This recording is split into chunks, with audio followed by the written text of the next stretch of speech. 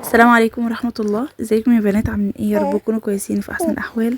النهارده ان شاء الله هنعمل مع بعض كده منيو 3 ايام في الاسبوع، فان شاء الله الفيديو يكون حلو كده ويعجبكم وتستفيدوا منه باي حاجه. والنهارده كمان هقول لكم على وصفه اقتصاديه وحلوه جدا للكفته، كفتة البطاطس. هخليها يعني تعملها بطريقة حلوة وطعمها هيكون مختلف عن اي نوع بطاطس احنا بنعمله. فيلا بينا نبتدي كده الفيديو بتاع النهاردة ونسمي الله ونشوف اول حاجة. في البداية هنا زي ما انتم شايفين انا ما عملتش معاكم بالتفصيل، بس انا هقول لكم الوصفة سريعا كده. اول حاجة احنا بنسلق بطاطس، بعد كده بنسيبها تتصفى كويس خالص من ميتها. وبعد كده بنحط عليها معلقة من النشا، وكمان بنحط عليها البهارات وشوية كده من الشبت والكزبرة الخضراء، ونقلبهم كويس قوي في بعض. وبعد كده هنجيب دقيق وبقسماط او دقيق بس او بقسماط بس، اللي متوفر عندك، او الاتنين مع بعض ميكس كده مع بعض. ونعمل كده صوابع ونحطهم فيها وندخلهم التلاجة 10 دقايق وبعد كده نقليهم. بجد يا بنات بتبقى حلوة جدا ما شاء الله، زي ما انتم شايفين هشة وطرية ومن جوه تحفة، كمان مش بتشرب زيت خالص. وكمان عايزة نسيت اقول لكم ان هي تتقلى في زيت غزير. هنا عملت جنبها مكرونه سباكيتي، وكان عندي بانيه كده اللي هو الاكياس اللي بيجي معلب، عملته برضو معاها كده وكان حلو جدا. ندخل بقى هنا على تاني اكله، تكون اكله حلوه كده برضو. الثلاث اكلات دول ينفعوا طبعا لفطار رمضان، فطبعا ينفعوا لفطار رمضان. تمام، الثلاث اكلات اللي احنا هنعملهم النهارده حلوين جدا لفطار رمضان. اول حاجه انا جبت هنا معلقه كبيره من الزيت، حطيت كده ومعلقه كمان من السمنه، وهنزل عليهم بعد كده باللسان العصفور، هحمره كويس قوي. ودي وجبة حلوة جدا اقتصادية وفي منتهى الجمال، وطعمها الصراحة بيبقى حلو قوي. هنا زي ما انتم شايفين كده نزلت حوالي بكيس من لسان العصفور، هحمره كويس قوي.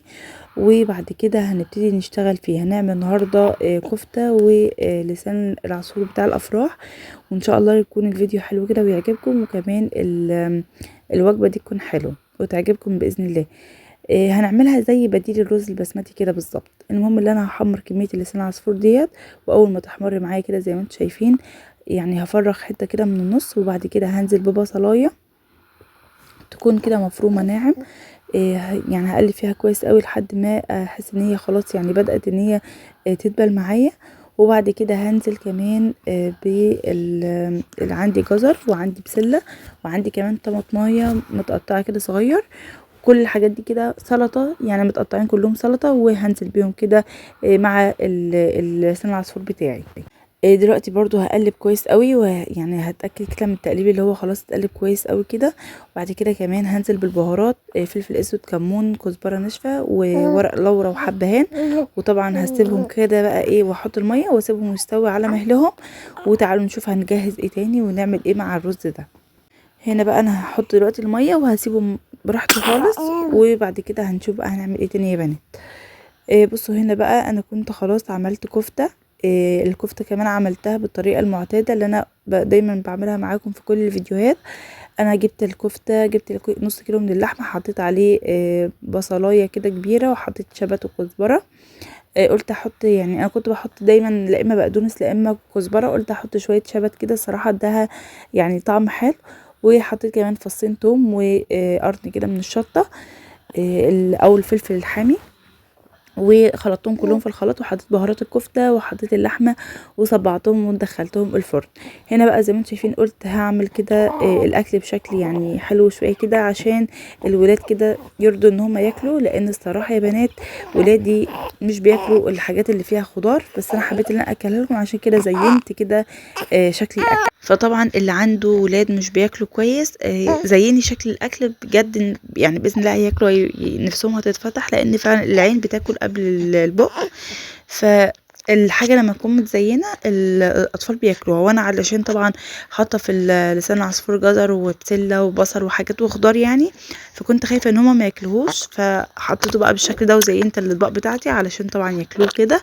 كمان عملت لهم عصير كده جوافة يعني وكده، وخلاص يعني كانت الوجبة بتاعتنا كده كانت جاهزة وكانت زي الفل. فكمان تنفع طبعا لفطار رمضان. وطبعا انا عندي بصوا بنتي جنبي وابني جنبي، فاسفه طبعا على الاصوات اللي طالعه دي، فاعذروني، بس مش عارفه اسجل معاكم الفيديو غير دلوقتي. زي ما انتم شايفين كده الاكل ما شاء الله معايا زي الفل كده وزي القمر. اتفضلوا معانا على الغدا.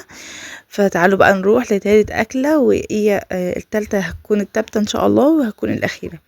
هنا انا عملت بقى ايه، عملت هنا لحمه، سلقت لحمه، وهنا رحت عملت بسله طبيخ كده بسله، وهنعمل كمان رز بشعريه، وكمان اللحمه طبعا هحطها في الاخر مع الطبيخ، وخلاص على كده. زي ما انتم شايفين انا شوحت البصله كويس قوي، وبعد ما دبلت نزلت عليها بالبسله بتاعتي. اول ما البسله كده اخدت لون يعني اخضرت كده وفكت من التلج بتاعتها، نزلت عليها بعد كده بعصير الطماطم. البسله يا بنات او اي خضار، بالذات الخضار الاخضر، لازم تنزلي بيه، او اي حاجه متفرزه في الفريزر لازم تنزلي بيه على البصلايه وتشوحي كويس قوي معاها علشان طعمها يكون حلو. هنا نزلت بالطماطم، وبعد كده نزلت كمان بالجزر بتاعي اللي انا مقطعاه، وبعد كده نزلت بالبهارات، فلفل اسود، كمون، كزبره ناشفه، وكمان نزلت بالملح. وسبت طبعا قلبت كل ده كده وسبته يعني وطيت عليه بقى النار وسبته كده مع نفسه لحد ما الخضار بتاعي استوى. ورحت كمان عملت الرز بشعريه بتاعتي. طبعا الحله اللي ورا دي فيها اللحمه، انا سلقه لحمه طبعا كانت لسه بتتسلق، وهنا قلت اشغل على الطبيخ لحد ما هي تتسلق. وكمان رحت هنا عملت الرز بشعريه. حمرنا بقى شويه شعريه بحته سمنه بلدي كده ومعلقه من الزيت. واول طبعا ما الشعريه اتحمرت كويس نزلت عليها بالرز، وعشان الرز يفلفل معاكي انزلي عليه، يعني خليه يتشوح شويه مع السمنه والزيت، وبعد كده انزلي عليه بالميه. تمام، يعني انا شوحته شويه كده، حسيت ان هو نشف من الميه بتاعته، نزلت عليه بقى بميه تانية، وحطيت له بقى الملح بتاعه، وخلاص على كده. دلوقتي بقى نغرف الاكل واوريكم شكل الاكل في النهايه. طبعا الرز طبعا اول ما بيغلي بهدي شويه نص تهديه، وبعد كده بهدي ترديد خالص، بردد الرز على نار هاديه خالص، وبعد كده طبعا بنغرفه. فبس كده يا بنات، هوريكم بقى شكل الاكل في النهايه، وهكون وصلت بقى معاكم لنهايه الفيديو. زي ما انتم شايفين غرفنا الاكل كده بالشكل القمر ده. تعالوا اتفضلوا معانا. طبعا الاكله دي تنفع طبيعي رمضان، محتاجه بس طبق سلطه جنبها وشويه عصير، وخلاص على كده. يا رب يكون الفيديو عجبكم واستفدتوا منه باي حاجه، والفيديو يكون بسيط كده وخفيف على قلوبكم. اشوفكم على خير ومع الف سلامه.